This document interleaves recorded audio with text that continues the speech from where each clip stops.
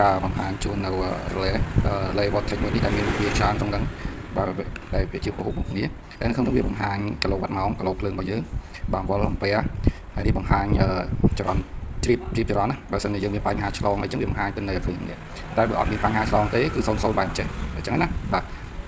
ហើយនេះក៏មានមុខងារសម្រាប់ហ្នឹងក៏អាចនិយាយថាវាដូចមុខងារការពីឆក់លូតដែរណាតែឆក់លូតកម្រិតឆក់លូតស្រាលឬខ្លាំងអីណាស្រាយើងកំណត់ដែរណាអត់ដូចឌីងទ័រវាកំណត់មកស្រាប់តែនេះអត់ទេយើងអាចកំណត់ខ្លួនឯងឲ្យវាកម្រិតទាបជាងមុនឆក់ស្រាលជាងមុនអីយើងកំណត់ឡើងអញ្ចឹងណាបាទហើយសម្រាប់ Vortex មួយនេះប្រើ Wi-Fi ដើម្បីយើងតាមដាននៅក្នុង app ទិន្នន័យក្នុង app អញ្ចឹងណាថានៅក្នុងនេះយើងប្រើអស់ប្រហែលពេល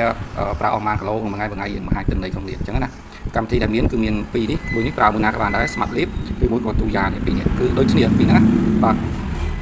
ដល់ឥឡូវមុនដំបូងបើស្រាប់បងប្អូន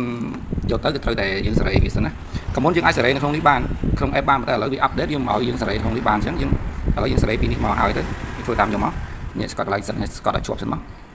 ស្កតឲ្យជាប់ចេញមកបាទឲ្យវាលោតបានចេះណាលោតបានចេះគឺត្រូវហើយអញ្ចឹងវាដាក់កំណត់មក160មកនេះឡើងនេះចុះចឹងណាដាក់វាមក160មក260មកបាទទៅមុខទៀតបាទ170បាទធ្វើតាមខ្ញុំមកតែដាក់ប៉ុណ្ណឹងណាបាទទៅមុខទៀតយកប៉ុណ្ណឹងអានេះអំពែដាក់ប៉ុណ្ណឹងមកអានេះកម្រិតឆក់លោតហ្នឹងបើសិនតែយើង00អត់មានបញ្ហាទេតម្លាក់វាមក10ក៏បាន16ក៏បានអានេះវាស្រាលជាងមុនណាបាទ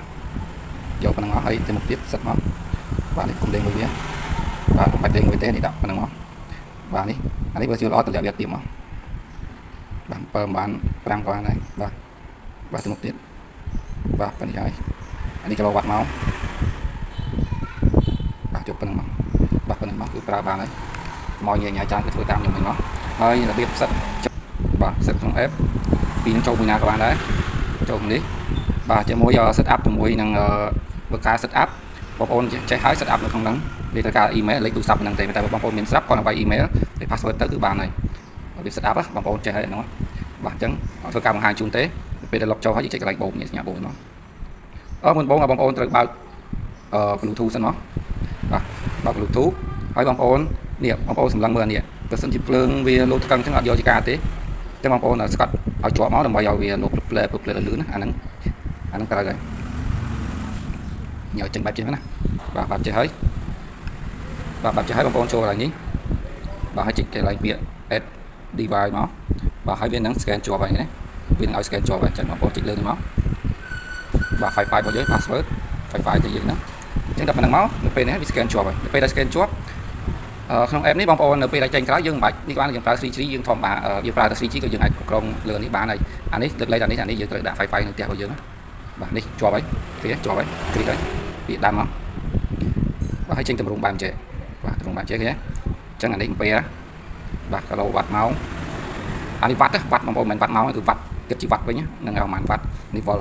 អញ្ចឹងយើងចុចទិន្នន័យមកឥឡូវវាអាប់ដេតថ្មីអញ្ចឹងងាយស្រួលជាងមុនហើយនេះអានេះទិន្នន័យម្ដងទៀតអានេះជាទិន្នន័យរបស់គីឡូភ្លើងចុចកន្លែងនេះរូបសញ្ញានេះមកយើងអស់10000គីឡូក្នុងមួយថ្ងៃអស់10000គីឡូវាបង្ហាញកន្លែងនេះគឺជាខែបានប្រើទេជាឆ្នាំវាថាយើងមើលថ្ងៃចឹងមកបាទហើយទៅមួយនឹង clear គីឡូយើងអាច clear បានណាចូលកន្លែង setting មក setting នេះបងប្អូនជាប់ password នេះបងប្អូនចុចតាមខ្ញុំមក003ដងមកបានហើយចុច clear នេះចុចកន្លែង exchange មែននេះដងទៀតចុចកន្លែងពាក្យនេះ exchange management នេះបាទឃើញហើយយើងចុចពាក្យ clear ហ្នឹងមកគឺន័យថាប្រឡប់លើគឺយើង00មកវិញហើយគេតែន័យចឹងណាបាទហើយនេះបាត់បើកទៅបាត់បើកកំពុងទៀតបាត់